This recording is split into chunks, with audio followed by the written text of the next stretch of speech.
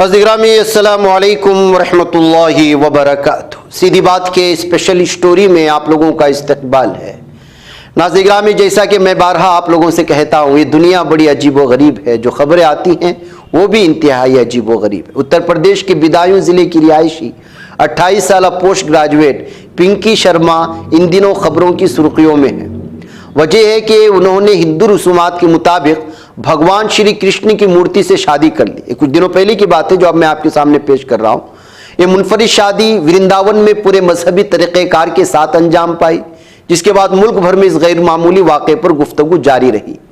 पिंकी शर्मा का कहना था कि वो बचपन से ही भगवान कृष्ण की खालिस भक्त रही है।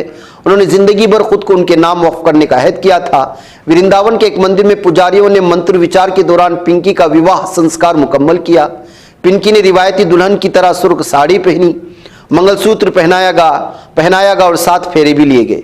ये शादी अलामती नौयत की थी। उसे अकीदत और ईसार का एक रूहानी इजहार समझा जा रहा है।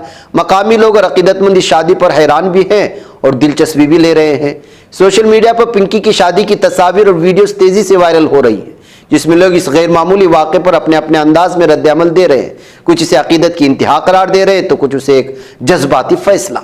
पिंकी के वालिद सुरेश चंद ने मीडिया से बात करते हुए कहा कि पिंकी बांके बिहारी के सामने खुले हाथों के साथ खड़ी थी, तभी प्रसाद के साथ एक अंगूठी उसके हथेली पर आ गिरी। इसने इसे एक आसमानी इशारा समझा कि कृष्ण ने उसे मुंतखब कर लिया है। पिंकी के लिए यही लम्हा काफ़ी था कि उसने अपने वालिदैन से कहा कि मेरे लिए रिश्ता तलाश करना बंद करें। खानदान ने भगवान के साथ शादी करने की इसकी ख्वाहिश का एहतराम किया। ये भारत है, किसी भी तरह की खबरें आपके सामने आ सकती हैं। और भी हैरत में डालने वाली बात आपको ये है कि ये खातून जो है वो पोस्ट ग्रेजुएट है, जिस पर पूरा इलाका हैरत ज़दा है।